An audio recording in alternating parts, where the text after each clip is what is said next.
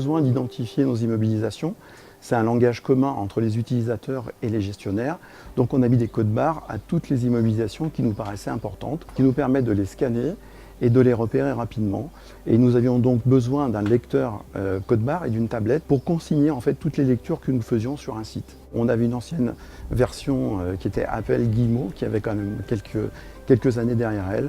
Et on a opté pour la dernière version de Sage Immobilisation. Nous sommes partis sur cette nouvelle version parce qu'elle a apporté vraiment des gains en termes de dématérialisation, de digital, notamment sur la partie inventaire, où on a pu mettre en place effectivement des tablettes qui ont permis de faire un inventaire beaucoup plus efficace et avec une fréquence plus élevée. Sage Immo reprend toutes les fonctionnalités de la belle entreprise qu'elle apporte en plus, donc c'est le digital. Pour moi, l'évolution la plus importante qu'il y a eu, c'est le fait de ne plus devoir saisir le montant des immobilisations à la main. Auparavant, nous avions besoin de la facture, du montant, de l'analytique, etc. Aujourd'hui, nous avons juste besoin du numéro de facture. Cela remonte automatiquement dans notre logiciel Sage Immo.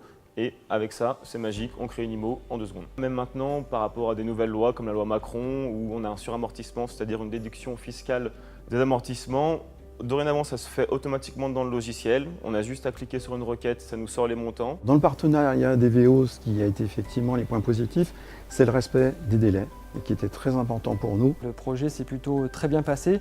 Il faut savoir qu'un intégrateur qui rend des jours en fin de projet, c'est quand même assez rare. Et puis, c'est aussi l'ambiance entre les équipes où on a trouvé des gens qui ont travaillé, qui ont donné le meilleur d'eux-mêmes. Le premier défi, c'est que effectivement, l'organisation du service en charge de la gestion des immobilisations a profité de ce projet pour remettre à plat un certain nombre de ses process opérationnels dans la gestion du cycle de vie des immobilisations. Le deuxième défi, on est effectivement sur un dossier important en volume, où il y avait tout un volet de migration technique, il ne faut pas l'oublier. Et le souhait de Boiron, effectivement, c'était de ne pas perdre l'historique de ces données. On parle de plus de 50 000 fiches de biens. Pour nous, ce qui était important, c'était un bon produit et un bon intégrateur. On a effectivement des résultats largement au-delà de ce que l'on attendait en termes de rapidité et de fiabilité et de traçabilité.